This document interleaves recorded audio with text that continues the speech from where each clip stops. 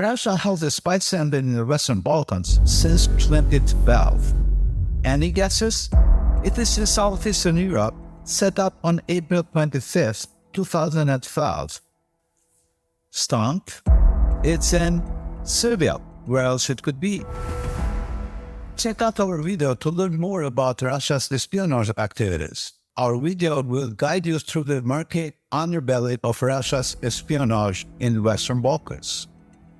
Let's discuss about the Russian-Serbian Spy Center established in Niš, Serbia on 25th of April 2012. The spying center was established based on the initiative of Sergei Shaibu.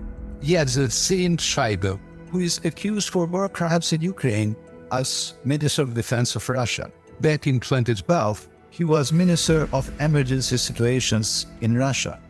Guess who the Serbian counterpart was? Ivica Dacic, that Minister of Internal Affairs, ex-spokesperson of the famous Milosevic. The initiative of Shaigu coinciding with support of Dacic. A coincidence? Both are still influential in Russia and Serbia, known for their expansionist agenda, civilian crimes, and serving to the dictators as Milosevic and Putin. Both have been in government for decades. Why dub the spy center a humanitarian center? Does anyone really think Russia and Serbia are focused in humanitarian issues in the Balkans? Why can't Russian diplomatic immunity in Serbia? This also enables Saturn employees with diplomatic passports to evade inspections of their activities. Uncertainty surrounds the diplomatic passports to Russians in this humanitarian center. It allows employees to operate unhindered, their activities unchecked. The fault of uncertainty shrouds the special passports, but one fact stands unchallenged. Serbia is a shelter to Russian operatives. Yes, it's clear. Serbia is a haven for Russian spies. Digging deeper, we find that Serbia has provided everything the center requires: premises, buildings, diplomatic immunity, security sector database access, personnel, substantial funds, and the contracts to the third parties. Serbia delivered whatever Russia requested. The center was gifted a brand new buildings that belonged to Ministry of Internal Affairs of Serbia, not for humanitarian aids, but to spy on Western Balkan nations and through that on European countries. If you're looking for more about this enigmatic Russian-Serbia spy center, prepare for disappointment.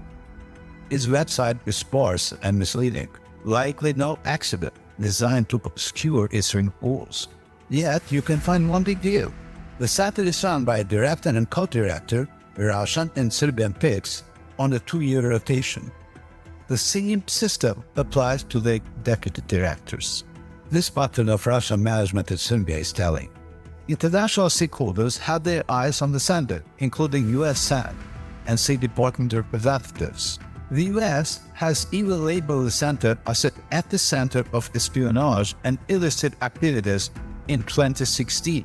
The European Union has aired its concerns, reminding Serbia of its obligations as a candidate for EU membership. Some suggest the center allows Serbia to maintain its policy of balancing between East and West, but such balance seems unlikely. With the Russian Spy Center in Serbia, the operations of Russian-Serbian Spy Center are an enigma. What are Russia and Serbia planning? Any assassination attempt? Pro-Russian rallies? Political unrest in Northern Kosovo? Plans to destabilize the Western Balkans? What are Russia and Serbia hiding? Did the Spy Center plan the 2016 assassination attack on Montenegro's president? Did it orchestrate the rallies in Belgrade supporting the Russia's war against Ukraine? Is it behind the barricades and political unrest in Northern Kosovo? Does it plan actions to destabilize the Western Balkans nations like Montenegro, North Macedonia, and Kosovo? What role did it play in Bosnia and Herzegovina developments, backing Milorad Dodik to further destabilize the country? Does it have a hand in recent cyber attacks against Western Balkan countries like Albania, North Macedonia, Kosovo, and Montenegro? Or, to put it differently, is a spy center essentially Russia's invasion of Serbia with Serbia's consent, turning Serbia into a mini-Russia. More insights on why Serbia is called mini-Russia and Russia's activities in Western Balkans will be shared in our next video.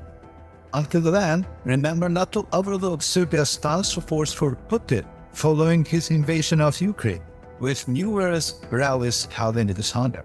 Nothing good comes from mini-Russia, Serbia, home to the Russian spy center in the Balkans.